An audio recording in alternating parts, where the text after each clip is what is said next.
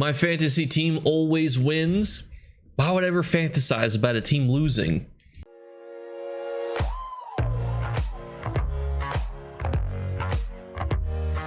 What's going on, YouTube? So today we're going to talk about Elder Scrolls Online's goofiest system, champion points, in a comprehensive, in-depth guide for you. Because one of the most common questions about confusing things in ESO is champion points. Why do they exist in the way that they do? How do they work? And we're going to break that down in today's video. And so the number one question then for me to answer, for you to potentially ask, is what is a champion point? A champion point is just a leveling system that occurs after level 50, but it is account wide and it cannot be taken from you. What that means is that if you are level 3, you get access to all the champion points that have been earned by other characters, but you yourself cannot earn them until you hit level 50. You're not putting XP into the champion point level up system until you have gotten to level 50. Another exceptionally important thing for me to notice is that the gear cap is champion point 160, which means that after you hit level 50, you can upgrade your gear level until champion point 160, and at that point it is what's called maxed out. Why it's 160 and not a higher number these days? Well, if they ever tried to increase it, the community would burn ZeniMax to the ground, is the obvious answer, and it is a bit arbitrary. However, they did not want to create a system where you're constantly getting more and more gear. So once you hit champion point 160, you're able to get the best gear that you want, and then at that point, you won't ever have to upgrade the level on your gear ever again. But that seems to really be focused on the leveling of champion points. Let's talk about what they actually do, and they do a bunch of different things. And the most interesting component when I ever have to explain champion points to people is that there's not always a best way to utilize it. I always think of it like you have a limited amount of passives that you can pick, and you might want to pick different ones based on the activities that you were doing. Now, certain trees, this is more effective than others, because for example, the green tree almost inherently depends on the type of content that you were doing. Before we jump into which champion points you should get, it's important to kind of look at how they all linked together. So as you can see that there are champion points over here, champion points up here, ones down here. How do they all link together? And the easiest way to kind of show you guys is by taking them away. So as you can see, these are links. So for example, if I was to delete this link here and unlearn the first tier, well, I've basically gained my access to access all these ones up here. So you have to get to the first stage at some of these starter ones. Now you can start at differing points. For example, you could start over here, but also these ones to the side, you can also pick up here for free. You don't have to connect to them. And then these yellow ones are basically stats and things that you always get regardless of if they're equipped to your skill bar, which we'll talk about in a bit, versus these ones which you have to add to your skill bar, which you definitely have to have activated because you could only have 4 of them. And you're going to want to make sure generally the ones that you do have on your skill bar are leveled all the way up. For example, this one here, you could get the first stage and go past it, but if you are going to add it to your skill bar, you're probably going to want to increase it a little bit further. But that's kind of how you can start to build your champion points.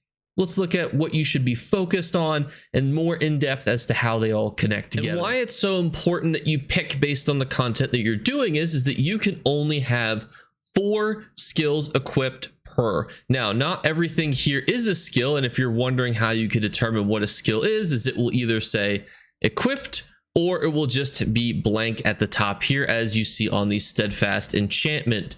And you'll notice it says add to champion bar to activate, which is the bar here. So you only get to pick between 4 things. So how do you then know what's best for you? And I think that's where this interesting kind of component comes down. And this is what we're going to kind of break down in the rest of this video, which is really how do you know what you should be putting your champion points in? And it's going to obviously depend on the types of content, the things that you're doing, and really in its entirety. I don't want you to feel like there's really a best or worst way to do it. As with anything, when it comes to metas, there definitely are going to be some, clear strategies, especially for PvE. And if you want to really maximize your damage outputs and things, Obviously, we'll go over that, but we're also going to go over a kind of a system and way that you can understand it to where you can look at these champion points and go, you know, based on what I'm doing right now, I think I want this champion point skill versus this one. Here's a perfect example of this. When you have a 10% chance to find a second furnishing plan, that's a pretty good champion point skill to have. I don't have it equipped right now. Why? Because the types of content that I was doing is exceptionally different. I was focused on getting all of the mount speeds, and I was focused as well as getting all the little speed buffs over here, because this was really me building more towards a kind of PvP speed build, making sure that I had all the speed that I needed on a character to get where I needed to go. But there's tons of different things that you can do here, and we're not necessarily going to go through all of them, but Treasure Hunter is a really good one to consider because treasure chests are great, and it also has a chance to increase the quality of the items. Obviously, there could be a big difference between getting a blue versus a purple. Also, too, if you're looking at making a harvesting build, you can do that here too, and then you could always increase this line here, and it will give you a chance to get double resource nodes. And the left side over here, you can find some interesting little things as well, such as increase loot while pickpocketing. So if you're finding yourself in a situation where you're wanting to pickpocket some people and make some loot while selling some stolen goods, that could be a good option for you. And increase the value of fenced items by 25%. Also not a bad gig if you're interested in stuff like that. The green line is one where I think realistically the answer is going to be focused on what you want to do. I will just note though, a little fun one. So there's a lot of people that log in to do daily quests every day, whether it's daily writs, daily quests. If you're doing that, make sure you have this one, because you will get a significant amount more gold when you turn in those daily quests if you have gilded fingers on. But really, the green line is just the flavors of things that you want, and I would highly encourage you guys to edit this. And as we will talk about later, the armory system will save it. So if you have, you know, a gatherer build and you want to save that, or you have a PvP build, a PvE build, where you're constantly finding yourself doing more specific things, you know, things like speed obviously can be much more important in things like PvP content or PvE content, depending on the types of things you're doing. You know, gathering is obviously a very specific little niche of things that you're doing, but you might also find yourself, you know, looting some furnishings, and you might want to try to find another 10% chance to getting a second furnishing plan. So there's a whole lot of ways that you can build the green tree. That's why it's the perfect intro, because a lot of people think that there's some meta, you know, all the PvP endgame players have homemaker attached to their champion bar. Well, no, it's all going to come down to things that you want. Do not obviously forget the things over here, and the best one I think is Steed's Blessing. I do think that Steed's Blessing is probably the best green tree line, and the rest of them is going to come down to flavor. I just think personally speed is just unmatched when it comes to any type of content, whether it is PvP, PvE, harvesting, grinding, etc. This is the best one, but look at all of them and make sure that you pick something that's based on what you like to do. And unfortunately, the blue tree is where it gets to get a little scary. However, we are going to break this down so simplistically that it's going to make you go, all right, not terrified of looking at this bad boy. So I always equate it to this. If you go to the right, you are focused on doing your DPS. You're focused on doing all that damage per second, lovely jubbly business. If you start to go down, you're focused on more of your ability to tank. And if you go to the left side over here, you're focused on healing. So what are these little purple patches? Well, this purple patches is what connects you down to this little portion down here, or it connects you, if you're going through this purple patch over here, is it connects you to all of these lovely jubbly things. And all you need to do to equip it is by getting this little point in the middle, and then it will equip you to the end. And this is where you're going to find the majority of your equipped skills. Now, I am focused on a PvP build right now, so we're going to kind of break down what's important based on PvE and PvP, but we could always just keep things simplistic, because I think a lot of people will feel the need to copy other people's champion point builds, and you kind of lose the ability to think for yourself, when in reality it's exceptionally simple. If you find yourself in PvE using a damage over time build, you're probably going to want Thermaturgan. If you find yourself in a situation where you're doing a lot of direct attacks, Master at Arms. If you find yourself in a situation where you're doing a lot of single target attacks, Deadly Aim. If you find yourself in a lot of area of effects, this is Biting Aura is great for you. People will always make things sound exceptionally complicated when it's exceptionally simple. Now, depending on the type of build, when you're doing PvE or PvEP, this might change, but in its simplistic form, it's not that complicated. Whatever types of attacks you're doing, you're going to want to focus on those. Also, these little lines here, these little yellow ones, are just free resources, so you want to try to pick these up. Important distinction. So we've gotten to this part of the video, and this is the perfect point to kind of weave this in. At 1,500 champion points, that's really the cap for where you can get all these little side yellow points where you can increase your stats and things to a minor degree, but you will be able to continue to get a little bit of benefit from doing so. So that's where people say, what level can I fully benefit from champion points without, obviously you don't have to get all the way up to the 3,000s. 1,500 is where that effect really starts to kind of stop. If you're 1,500, you can get all the little side passives and stuff, because as we've kind of covered, the majority of them have to be equipped to your bar. It's just these little special yellow ones and some of these other ones that we'll look at here in a second that are just free resources for you based on whatever champion point that you are, as long as you can access these little bad boys. Some other notable things that you might want here is a backstabber. Now, if you're in a PvP situation, you're probably going to know if you're going to be attacking people from a flanking position a lot, a la if you're a Nightblade. If you are in a situation though where you're a PvEer and you're getting into the DPS scene, a lot of times you will be in a situation where you can backstab. Tanks usually have the ability to finagle those bosses around, and then from there you're able to hit them from behind. Is it fair to the bosses? No, but you are able to do that. And just because you are a PvP scumbag like myself does not necessarily mean that you don't want some tanking things. I like the ability to reduce your damage taken by single target attacks by 3%. So that way if somebody's, hitting me with the old wombo combo, I have a little bit more life in me than I normally would. So if you're going into Cyrodiil, don't feel like you can't change these things around. I think there's always this theory that you have to copy people, verbatim, but you lose a lot of the ability to understand yourself when you do that, because whether or not you charge into combat and take a lot of damage, whether or not you attack from afar, whether or not you are someone who wants to jump into combat, to 1v5, or, you like to play more of a support role, only you will know your play style. And if you start building too defensive on a person who's just going to sit back and attack, probably not going to do enough damage to where you see any success. Or if you're someone who likes to charge in and try to be a glass cannon, maybe you want to build in a little bit more defense to yourself. And that's where I think this is the most important system when it comes to understanding yourself. And a good thing too to note is that these free yellow resources are also things that you can find inside these purple patches. So here we have an example of something that needs to be added to the champion bar to activate, but look over here.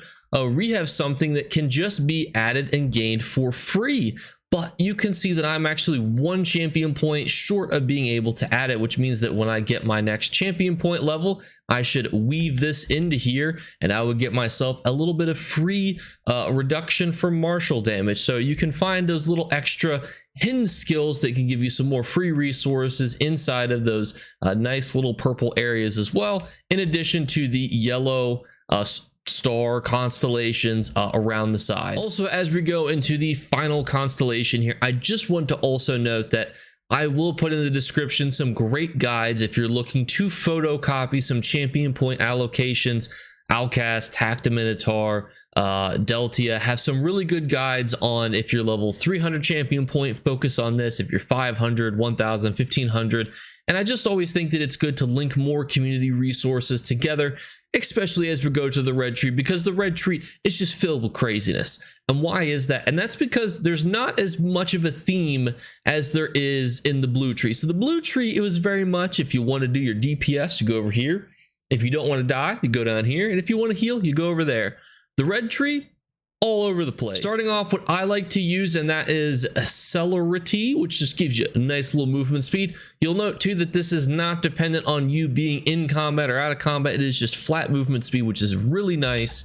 Relentlessness, being stunned or feared causes you to gain major protection, reducing your damage taken by 10%, which is just nice, especially for PvP, because you will find yourself getting stunned or feared a lot. But here's where you look at this from a PvE perspective. You're probably not going to be stunned or feared a lot, and you're not going to be able to really utilize that to gain a lot more damage. That's how you can kind of start thinking, well, if I'm a DPS, I'm probably not going to get stunned in a trial. You would hope not, if, that maybe the tanks, not doing their job correctly, but that's how you can start to think of what some differences might be. Pain Refuge is another good example of a PvP specific champion point, and that is reduce your damage taken by 2% for every new or negative effect on you, up to a maximum of 20%. You might find yourself constantly getting negative effects on you inside of Cyrodiil. That's just kind of how the story goes. So being able to reduce the damage you take is always just helpful. And then I like Fortify, which just gives you a decent chunk of armor. There's a lot of different things that you can go with. So let's talk about what are some of the good things that you can pick in this skill tree. The nice thing about the red tree too is it does have a lot of free yellows, which means these are things that you don't have to put on your champion bar. I always think that there's a lot of really neat ones here, even things such as Tempered Soul, which realistically does not help you as an individual at all, but can greatly help your team. Being able to resurrect them with more resources is always just phenomenally helpful. There's also some really good ones in here where you can find things, such as the one that prevented me from being stunned, reduces the damage taken, but those are not necessarily ones that you're going to be super interested in if you're in a situation where you're doing PvE content. However, you still might be interested in this other one while you're in a situation where you're blocking, but also sprinting. This is where you can start to get some of those movement speed ones. If you're interested in farming builds, whenever you get a kill, you gain major expedition, increasing your movement speed by 30 seconds. People who are doing XP farming routes really enjoy this. 3 seconds doesn't sound like a long time, but if you're doing something like Skyreach, you're definitely going to be getting a lot of kills, and then getting yourself a little speed boost every 3 seconds can be exceptionally helpful. So don't always think necessarily always from a PvE or a PvP mindset. Think too, if you're wanting to have an overland farming build, XP farming builds, how can you min-max your time in doing so? That way you don't realistically have to farm it as much. Inside of this purple here, you can find some really nice tanking bad boys, the Walking Fortress, kind of promptly named. If you're interested in tanking, these are some great options for you, but also there's some decent options for kind of PvP tanking as well, such as movement speed while blocking could potentially be something that might interest you. Some other really good pickups, potentially even too for PvP, depending on the type of content, things that you like to do. I can highly encourage you guys, increase the effectiveness of your damage shields, and damage against shielded enemies is a great option. And while you're under the effects of a damage shield, your roll damage can cost less. It'll really depend on the type of flavor and things that you like to use. I know that when I'm kind of training people to get into PvP types of content, they're not always in a situation where they're roll dodging and blocking effectively. Obviously, sometimes too, you might not be using a damage shield. However, I would note that most people are in Cyrodiil in some capacity, so doing damage against that can be helpful. So these are really good option pickups for you. Some other things you can get in the top left corner up here, get yourself some recoveries. Don't necessarily suggest recoveries. Armor can be decently helpful depending on the type of class you're playing, but also nothing wrong with a little bit of health either if you're interested. Two other really good options depending on what you're doing can be giving yourself some magicka or stamina back per stage. This could be great for XP farming as well as PvE type content. What's interesting though is that there's nothing that really will scream out to you as necessarily being super good or meta for PvE DPS. And that's because a lot of this really has a very good PvP kind of aspect to it. Now, there will be some situations where PvE bosses might have damage shields. And obviously too, we're going to link in the description below some preset kind of champion point builds for people.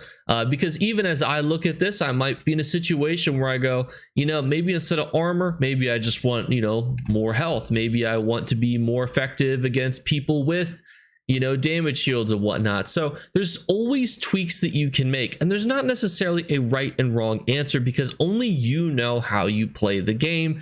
And that is what's most important to you.